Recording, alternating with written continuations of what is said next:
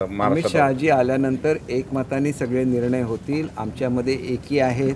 आज एकमेव उद्दिष्ट आहे पंतप्रधान महोदयांना पुन्हा एकदा भारताचं पंतप्रधान बनवायचं आहे आणि विश्वनेता ते आहेतच, परंतु याच्यापेक्षा अधिक उंचीवर ते गेले पाहिजेत। ह्याच्यासाठी सर्व भारतीयांनी एकत्र राहिलं पाहिजे आणि त्याच्यामध्ये महाराष्ट्र आघाडीवर युतीचा धर्म पाळायला पाहिजे होता। आम्ही युतीचा धर्म पाळलेला आहे, त्याच्यामुळे आम्हाला काही वाटत नाही। आमची बदनामी करण्याचा प्रयत्न केला, आम्ही त्यांची बदनामी केली का? खरे बदनाम ते आहेत, परंतु आम्हाला विनाकारण बदनाम करण्याचा प्रयत्न केला। त्याच्यामुळे असीमजींशी ह्या बदनामीचा काही संबंध नाही। ते जे कोण राजपुत्र वगैरे बोलतात ते मुळात स्वतःचकडे काय ते बघून ते राजपुत्र बोलत असतात।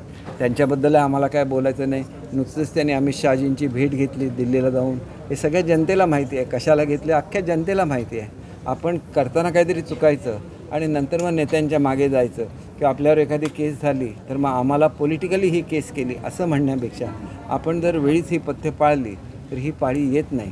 आणि त्याच्यामुळे मला असं वाटतं की आम्हाला कोणावर टीका करायची नाही। आम्हाला महाराष्ट्राच्या जनतेच्या सुखासाठी काम करायचं आहे। आमची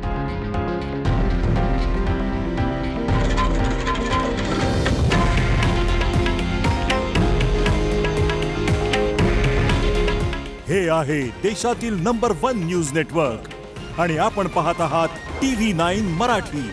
काळजी तुमची, हित महाराष्ट्राचं।